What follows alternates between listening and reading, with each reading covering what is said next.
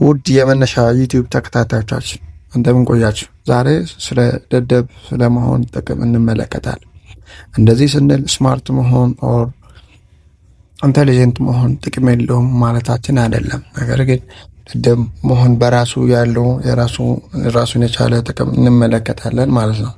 ሁላችንም ብልጥ ለመባል እንጋፋለን። ሁሉንም እንደምነው ለማሳየት እንለፋለን። ግን አንድ ትልቅ እውነታ ልንገራችሁ። በዓለም ላይ ካሉት ትልልቅ ስህተቶች አንዱ ሁሉንም አውቃለሁ ብሎ ማሰብ ነው። ዛሬ የምናየው አልፎ አልፎ ደደብ መሆን ወይ አለማወቅን አምኖ መቀበል እንዴት ለታላቅ ስኬት መንገድ እንደሚከፍት ነው።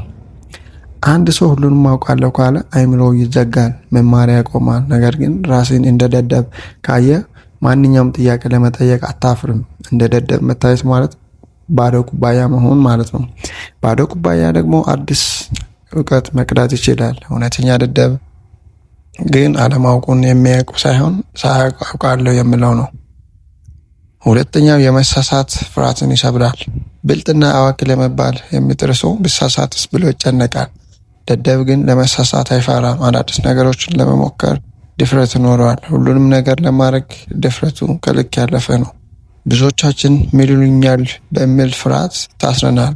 ያንን ፍርሃት ሰብሮ ደደብ ብሉኝስ ብሎ የቀረጠ ሰው ብቻ ነው አዳዲስ ፈጠራ ስራዎችን የሚሰራ። ታዋቂ ፈላስፋ ሶቅራጥስ እንዲህ ብለው ነበር፣ እኔም ማውቀው አለማወቅን ነው ብለው ነበር።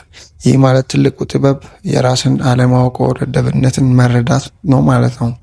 እንደ ደደብ ዝቅ ብሎ ጥበብን መፈለግ እንጂ ባልታወቀ ነገር ላይ መደንፋት ትርፉ ክሳራ ነው።